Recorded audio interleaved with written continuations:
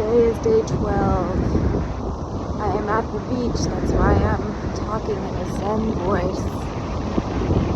I wrote 1,000 words today. I didn't do any of the little things that I like to do before I write because I was feeling crunched for time and I just wanted to get something down, and you know what?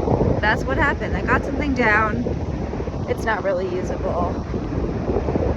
I am of the belief that every bit of writing counts and will end up being used in some way, in some form, but I kind of wanted to continue moving forward with this good momentum. And you know what?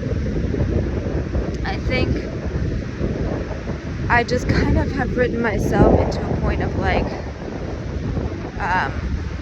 needing to do this one specific exercise. It's the one specific exercise you always see people doing, and there's kind of like a romance to it because it's so creative seeming and crafty, and it's like you're deep in it, but basically taking the whole manuscript that you've ever written and laying it out on the floor and chopping it up into little parts.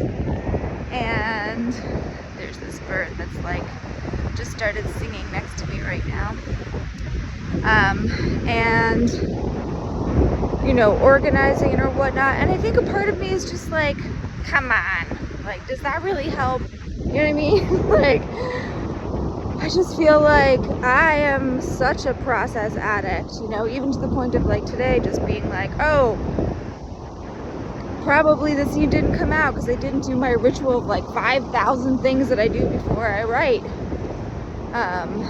So it just feels like, do I really just need to add even more process related stuff on top of the already processing stuff that's going on? And it's like, I guess so. Specifically, there's this one character, Jessica, and I can't figure her out. And I can't figure her out through writing. Every time I try to write her scene, she quickly just like evaporates into thin air. She's very elusive.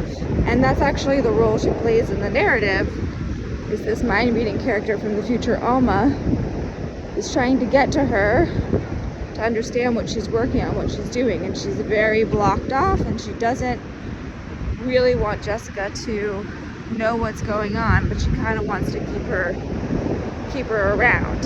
And it's like, that's how I feel like it's true for a part of me, it's true for a part of the story. And sometimes the meta reflection of your book is just too much to handle. Much like having a child, it can feel like that sometimes as well. All right, so end of day 12, 1,000 unusable words. Try again tomorrow.